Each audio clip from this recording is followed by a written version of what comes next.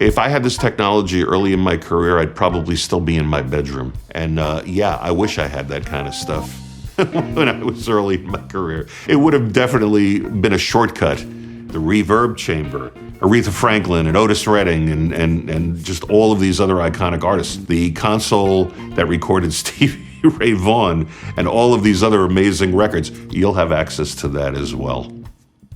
It's going to be great. I'm Glenn Rosenstein. I'm a producer, engineer, mixer, and partner here at Fame Recording Studio. Well, actually, physically getting to Muscle Shoals was because of my work with Jimmy Johnson. But prior to that, again, I was just very intrigued by the music that was... Who wasn't intrigued by Otis Redding and Aretha Franklin, the Stones over at Muscle Shoals Sound? There's so much had come out of here. So I feel like the Muscle Shoals sound was the confluence of just the right ingredients. It was just, it was allowed to seep up. Well, I think if there was no Rick Hall, there would be no Muscle Shoals, music scene. Rick had a vision for what he thought success would look like.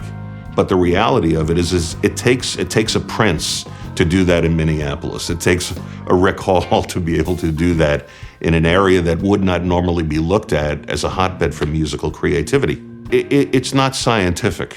That's the thing. This room, Studio B, which to me is arguably one of the best sounding rooms on the planet, no mathematician, no architect came in here and said, here's what's going to, give you the best result. It really kind of was 1967 in its best iteration, best guess. There really wasn't a lot of science to it. They lucked out. And they captured it. And they created this environment still to this day. You could probably hear in my voice right now, you could hear that resonance that this room imparts. And that to me is magic. One of the things that happened was I was very in need of a vocal recording studio, a vocal room, and we wound up, A was booked and we wound up going into B. And the long story short of that is, I said, Rodney, if we put a decent console in B, this is one of the best sounding rooms for vocals I have ever heard. I would work here day in and day out. And about 2 weeks later, he sends me photographs of them starting to tear the walls down. I didn't say I was going to put the console in there. I didn't say I was going to partner with you, but sure enough, that's how we wound up getting down the road on it.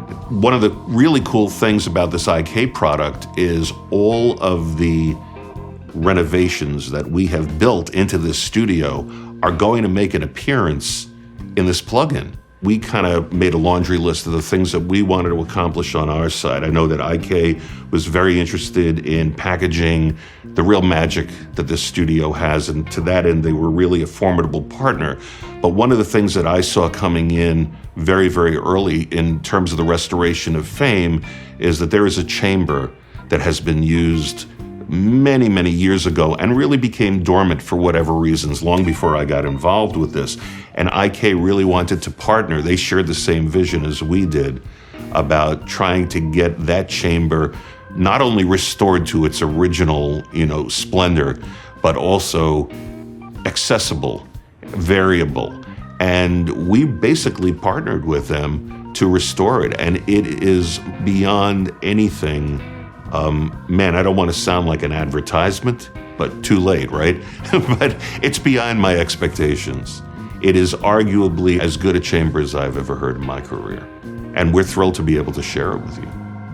My hope in creating this product with IK is that we somehow or other have the ability to transfer what the magic of working at a place like Fame would actually feel like.